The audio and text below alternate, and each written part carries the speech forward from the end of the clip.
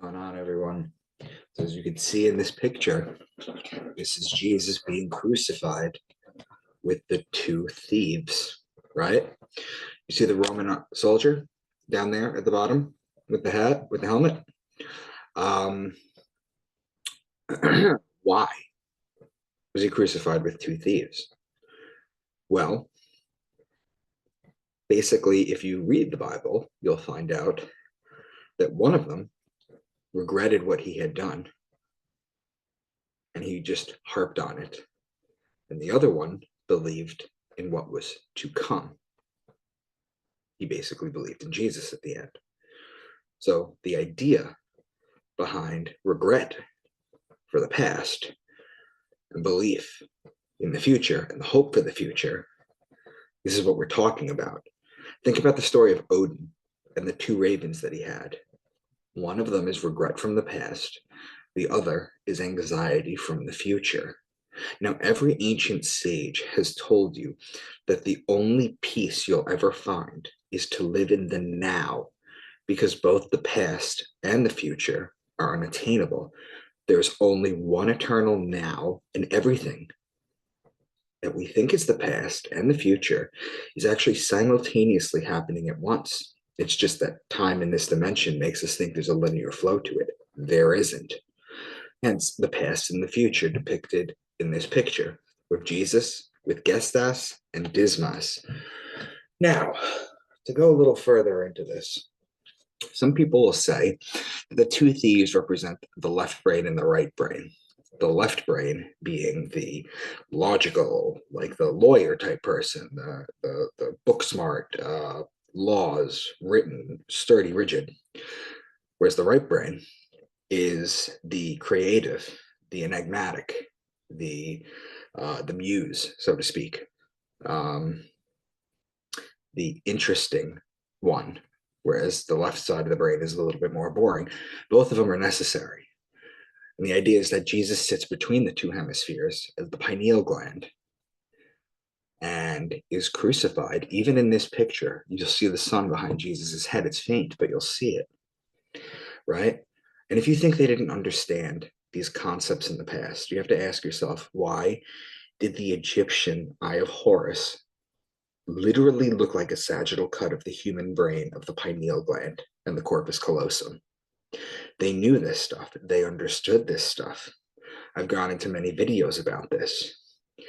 Now, basically, what happens is you have your left hemisphere and your right hemisphere of your brain. Jesus sits in the middle at the pineal gland.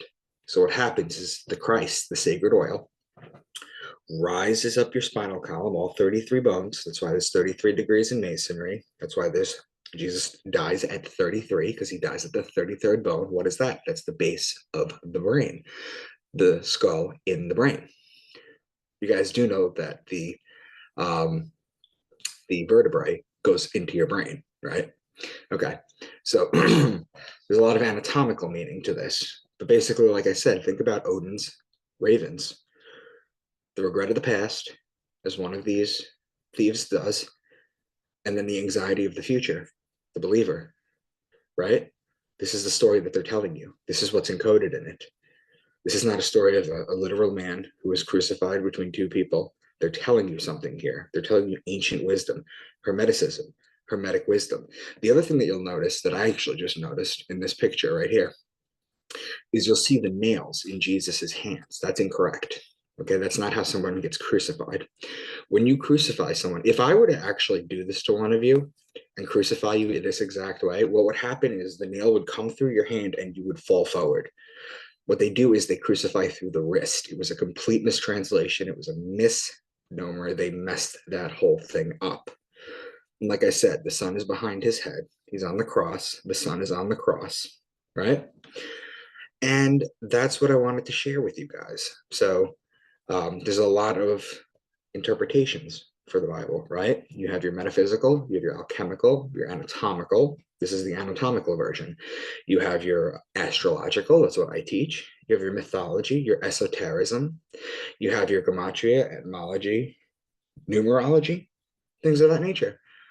So this is what it is. They're telling you that Jesus gets crucified.